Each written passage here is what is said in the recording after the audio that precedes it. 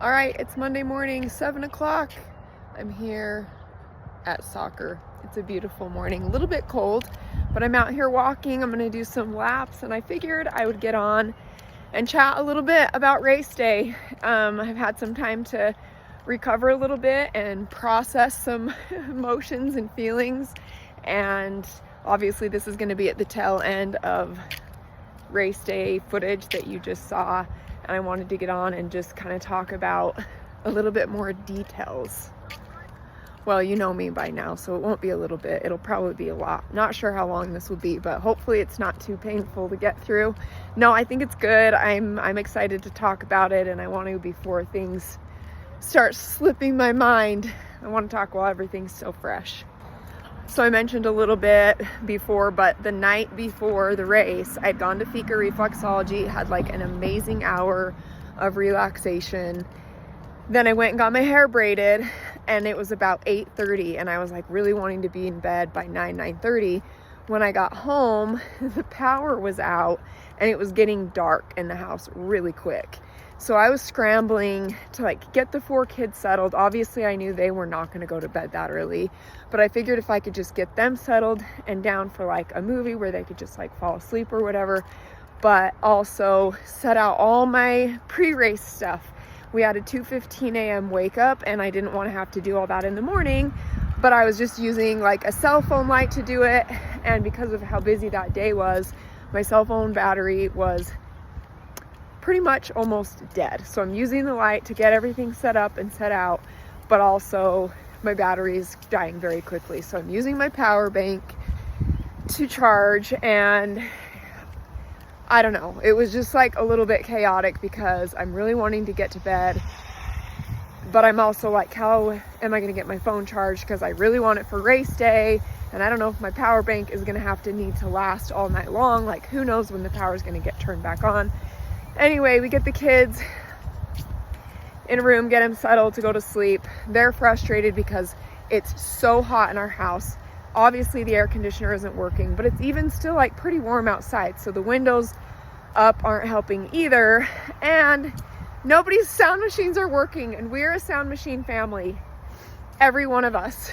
So they're trying to sleep, but they keep coming in saying that they're so hot and they can't sleep because there's no sound machine and there's no fan, and there's nothing that I can do about that. And so I'm trying to go to sleep, Bodhi's trying to go to sleep, we're hot. It's just so hot, it's frustrating, and I'm just laying there. 10 o'clock rolls by, 10:30 rolls by. It was about 11 p.m. The power kicks back on. I quickly go into the kids' room. Well, first I crank the AC, and then I go turn on their sound machines because I don't want to wake them up when we're up down in the kitchen at 2:30 in the morning. And I go back to bed, and I finally fall asleep probably at 11:15. Alarm goes off at 2:15, and I'm immediately up, but I'm exhausted. And anyway, we get ready. We leave the house at about 3 a.m. and between 2:15 wake up and 3 a.m. we like don't even talk. Like, we mention a couple words to each other, but we're just so tired. We're kind of out of it, and we just want to be quiet because we don't want to wake the kids up. So get everything packed. Luckily, most of it was all there. There were no issues of forgetting anything. Get out the door, and we head to Provo. It's about a 40-minute drive for us. So easy drive, good drive, whatever. We get there, park, go to get loaded on a bus. I'm not really paying attention to the bus that we're getting loaded on. Once we get on though, I realize, oh, this is like a really old bus. There's just like dust everywhere on the seat back in front of us, and I'm like, this sucks. And I get the window seat, which I'm happy about because I'm like, cool, I can like rest against it and kind of maybe, I mean, who am I kidding? I've never been able to sleep on a bus ride up to a race start ever. But anyway, all the windows are down halfway, and we start going, and I'm trying to like find the tabs to push the windows up, and I realize they're broken. And like, some people's in front of me are there, but mine are not. Most people's are broken. So all the windows are down, and they're going to remain down. And I'm cold. So I'm like huddling down and I'm cold. Anyway, we get halfway up the canyon and the bus is like on the right and all these other buses are just like passing us, and we're slowing down more and more and more until we come to a dead stop and we've pulled clear over to the right. All these other buses are passing us and we just sit there. The bus driver doesn't really say anything. I'm assuming her speaker won't even work. Like, the bus is dead. I end up overhearing her say that it's a bus from up the road at the local river rafting company. And so I'm like, okay, this makes sense. Anyway, we just kind of are sitting there, not sure what's going on. But in less than 10 minutes, a new bus pulls up right behind us. We're off, we're on the new bus, we're going. But it was a half marathon bus, and so the driver didn't really know where she was going. So she stops us at the half marathon drop off, and everybody's like, no, we're full marathon. She's like, okay, so we keep going. We get into Walsburg. She doesn't know where to go. She's like never been there before. So we're just kind of driving around Walsburg for a little bit. Eventually we find some other buses. She follows them. She gets us to the start line, which honestly ended up being okay because it was pretty cold. Not cold, the coldest I've been, but it's cold. And you know, the longer we were on the bus, the better. So we ended up getting up there at 5. There's fires everywhere. It's a new start. They changed the start. So in the past, they hadn't had a fire at this one when I went, but now they did. They had little fires. So anyway, I just spent the next hour by the fire, standing in the porta potty line, stretching, warming up, doing a couple jogs, and just walking down to the start line that was slated to begin the race at 6 a.m. We stood by the 3:45 pacer. I told Bodie I really don't want to see the 3:45 pacer the entire time. I hope she stays behind us. And that's pretty much how it went for quite a while. But anyway, we took off, crossed the start line at 6:01. It was a beautiful morning in Walsburg, perfect temperature, just an amazing, chill, enjoyable first 7 miles out of Walsburg. Then, let's see, at mile 4, I had to stop and pee, which is so annoying because I swear on any long run that I ever go on at home, I never have to pee. And I hadn't like overly hydrated or anything. So sure enough, mile 4, stopping to pee, but honestly, 20 seconds. I was so freaking fast. Anyway, so the first while we were a little bit ahead of pace. We came right out of Walsburg up to the lake, and that's where the biggest climbs are. So mile 7.5 through 9, I kind of just dialed in. That at this point, I put one of my headphones in and I just went, and we did so good on those hills, like no problem at all, feeling good, exactly as planned. Came to the top, started flying down the canyon, hit miles 10, 11, 12, still felt pretty good. Hit the halfway point at I did have to pee again. Basically, it was in mile 12, but it was right at mile 13, like right at halfway. Anyway, again, super freaking quick, like could not have been more than 30 seconds in and out. I lucked out with no lines at porta potties, which was freaking awesome. Anyway, so we get through 13, we get through the tunnel. If you know, you know, we get through the tunnel. Right out of the tunnel, you're about at 14, and it's just full sun for a while, and it's just like a steady climb for probably the next mile-ish until you turn off the main road and go onto the trail. At this point, my hip pain had started flaring up. I've mentioned this in past videos at Ragnar, post Ragnar Zion.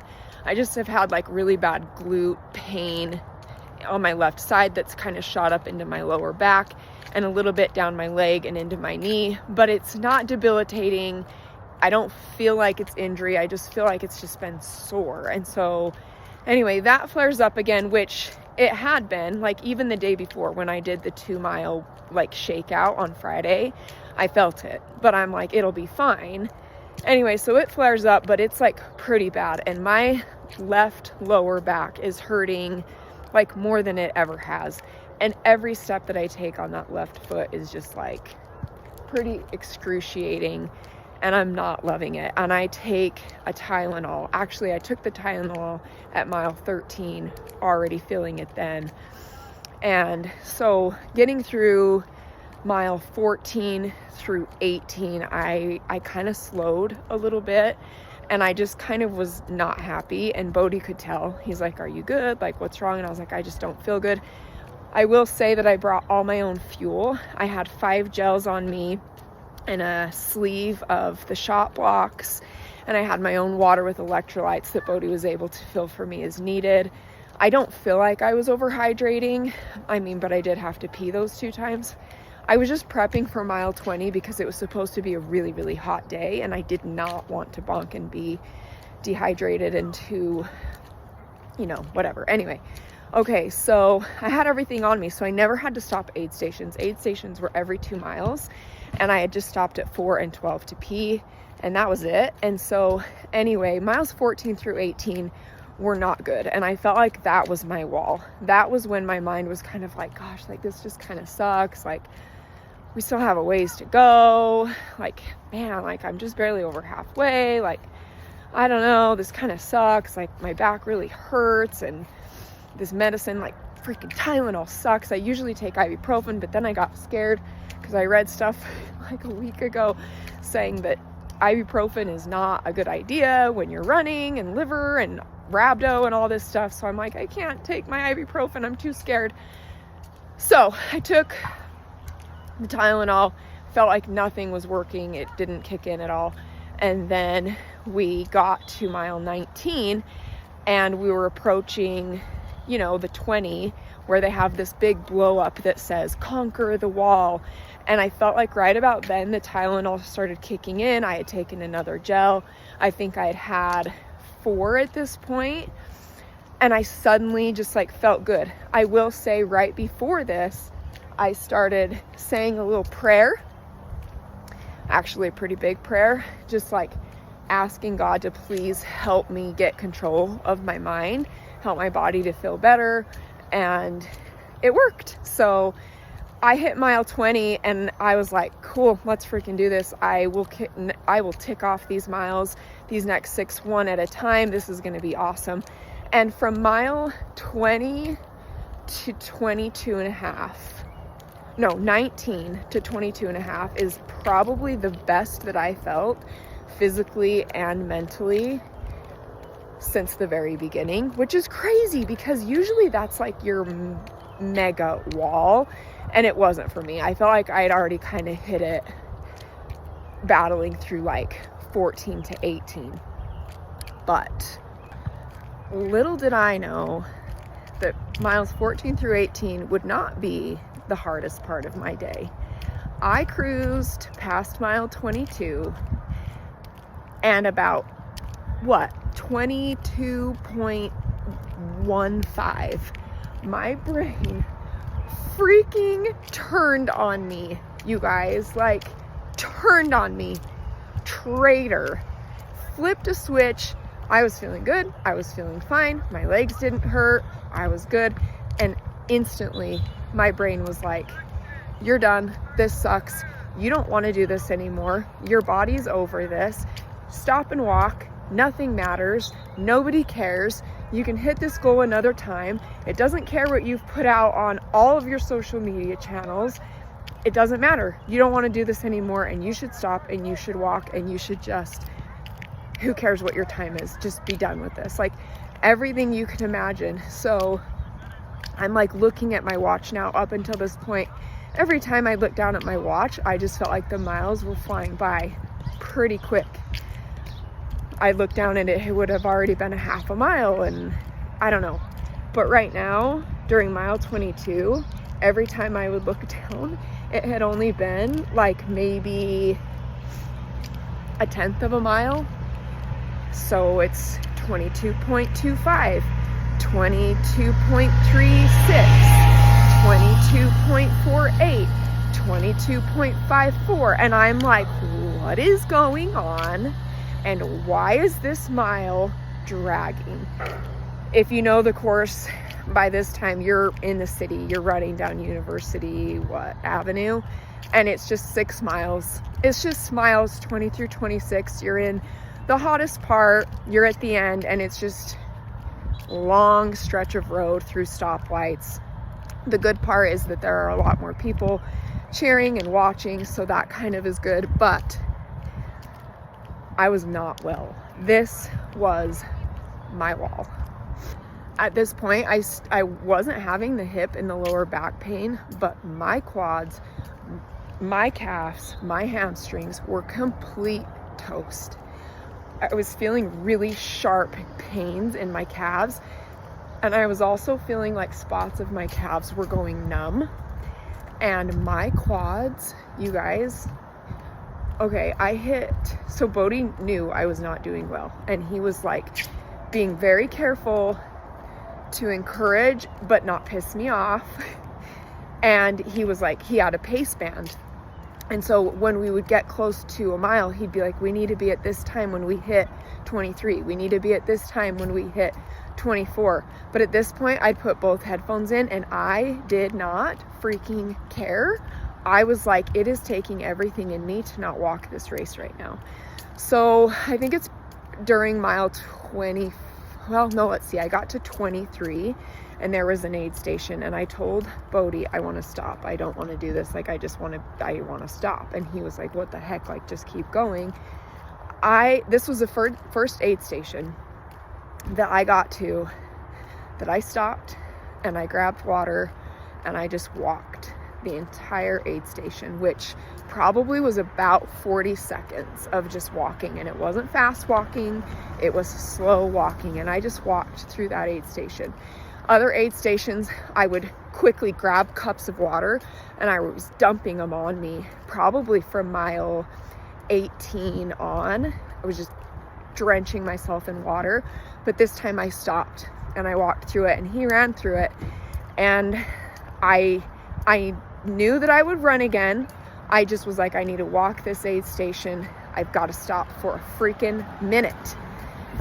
As soon as I was done, tossed my cups in the garbage can and picked back up.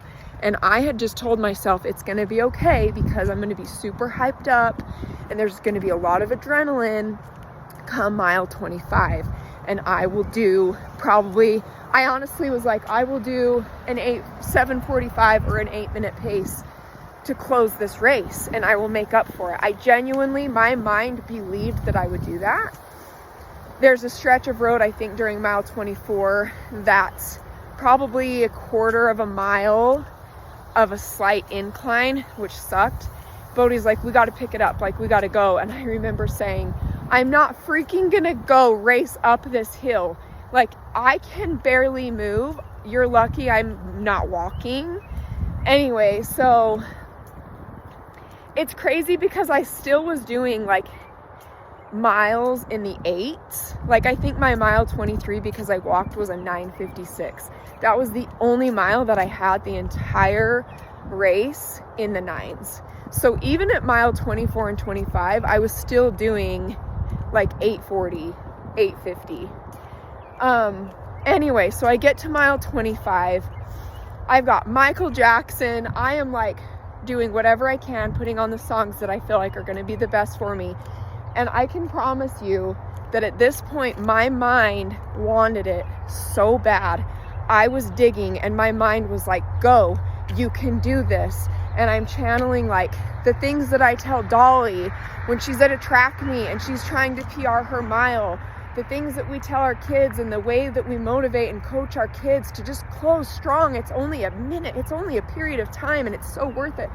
And I'm trying to channel, and I'm picking people off. You guys, I'm like, Bodhi's ahead of me at this point. He's probably 5 to 10 feet ahead of me. I'm trying to stay on his hip. It's hard. So I'm trailing a little bit behind, and I'm picking people off. We are passing people constantly because he had told me, okay, let's do this. Let's start picking people off. That lady. Okay, that guy. Okay. I passed the 3:45 pacer. She had gotten a little bit ahead of me. I passed her.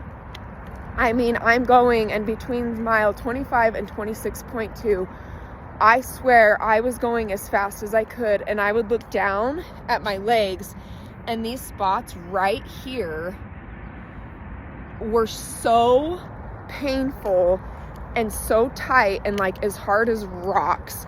I was sure that I would look down and see those spots on my legs just like bulging out, like swollen, bulging out, like lumps of, I don't even know what, but I would look down and my legs would look fine, and I would think, how is this possible that I feel the way that I feel and I can't see anything?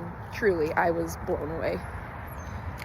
So I'm going, and I'm going as fast as my body physically will go, and my mind is there and it's strong. I'm hating my life, but my mind is like, go, go, go. And I would look down at my watch and it would say 8:45, 8:52, and I was like, what? How is this possible? I swear I'm doing an 8-minute mile. Like, my body just wouldn't go. It's honestly as simple as that. It would not go faster. So I can see the finish line. I swear it's like 2 blocks away, but it actually ends up being like, I don't know, 4 blocks away. It's just like never felt like it was never going to actually arrive. And anyway, we get what, a quarter of a mile. I get to 26. I pull out the headphones, I put them in, and I just want to get the energy from the crowd, and I just want to experience that closing. And I end up seeing a couple friends who I didn't expect as I'm going through the chute. Cross the finish line at 3:46:57. So technically, I guess almost, if you're counting it as my goal being exactly a 3:45:00, then I was almost 2 minutes off. But I know that even if I would have got a 3:45:55, I would still say I got a 3:45. And so I'm calling it a 3:46. I'm calling it a 1 minute off from my goal. And when I crossed that finish line, Bodhi put my medal around my neck. I wish so bad that someone had captured that moment. I just like completely fell apart. Like, I could barely stand. I walk over to see my friends and I just start sobbing, and I'm just like leaning down on like the guardrail thingy, and I'm just like sobbing and I'm wiping tears, and I'm just like, that was so hard, and I was just in so much pain, but also so much relief that it was done. And I didn't feel like a failure at all. I truly feel, these cars are really loud. The sting is very alive and well that I was 1 minute off from my goal. And if I hadn't walked that aid station, I know that I still would have landed in the 3:46 minute, because it couldn't have been more than 40 seconds. I had to pee, and I mean, I even had to pee again at 19, and I held it. And at mile 24, it was like trying to leak out of me. So I couldn't have avoided the 2 bathroom stops at mile 4 and 12. I think that where I could have maybe done a little bit better is during those miles 4 through 18. I didn't slow down a ton. Like, again, every mile that I had was in the 8s. But when that lower back pain was getting to me, that cost me. That's where we kind of got off track, because before that we were on, and we were even a little bit ahead. And after that, it was constant, like, little bit behind. And so anyway, massive relief crossing the finish line. Truly, with what my mind was trying to get me to do between miles 22 and a half and like 25, I'm very, very lucky that it was a 3:46 and not a 3:50 or a 3:55 or a 3:58. Like, I could have easily given in to that mind and walked for a while and really just been like, whatever. So I'm like, it stings because it was so close, but even more than that, I am like, thank goodness it was only 1 minute over, because yeah, it could have been much worse. So anyway, my overall feeling post marathon is I'm super freaking proud. I'm very, very happy. I am exceptionally grateful for this body and this mind and everything that I've been able to accomplish over the last 18 weeks and beyond, over the last few years. And mostly I am relieved. I'm relieved that training is done. I feel like I have a little bit of freedom in my life now, I feel happy to just rest and recover and to have that done and out of the way. I do feel like I got a little bit burned out these last 2 to 3 weeks.